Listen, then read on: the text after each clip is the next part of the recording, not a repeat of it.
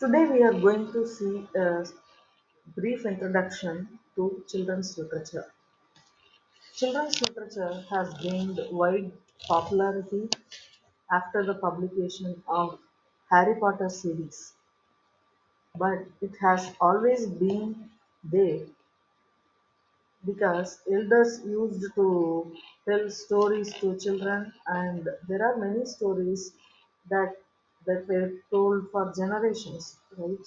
And when we go by definition, children's literature includes books, poems, and plays meant for children. Even though the genre is defined by its audience, children, it is liked by all.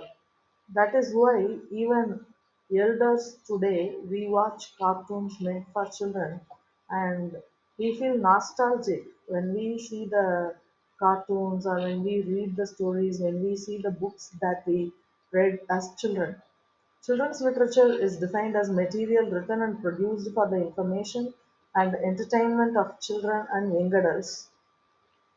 So it is not only for children but also for young adults. Young adults are children from 12 to 16 years of age. So they are not adults, they are not children, but it's a transition period. It includes all non-fiction, literary and artistic genres and physical formats. So under the term children's literature, all these things, all these art forms produced for children comes. When we look at a brief history, we can say there is a oral tradition in all cultures, irrespective of the geographical boundaries. Parents and relatives, grandparents tell stories to children. And Gugiwa Tiango, in his Decolonizing the Mind, says when he was a child, they used to live as a community and the elders used to tell stories. And similar memory is shared by us all. So, stories are shared by all elders. Invention of the first movable press during the Renaissance period resulted in printing books for children. So, till then it was a oral tradition, and after the invention of the printing press, books were printed. So, these books were either textbooks or these books had moral instructions.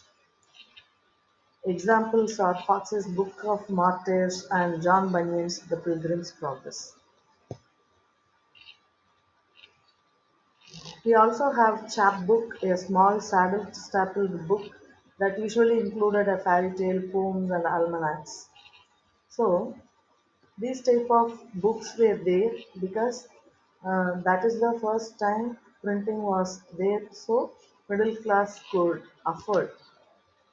And 19th century is considered the golden age of the genre.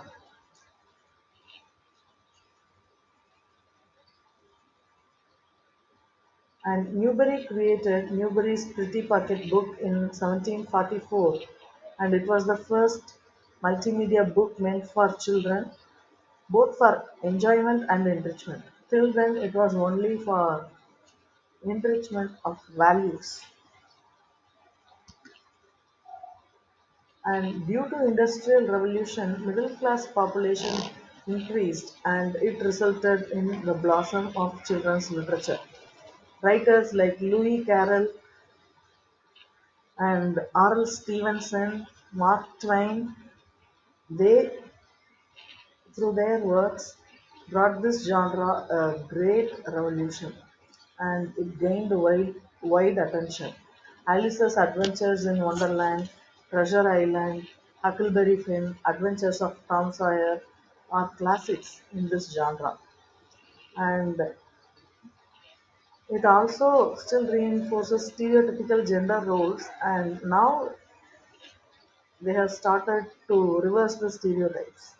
And when we see Alcott's Little Women, it portrayed a new type of women, and it's a milestone in the genre. Let's see in the next video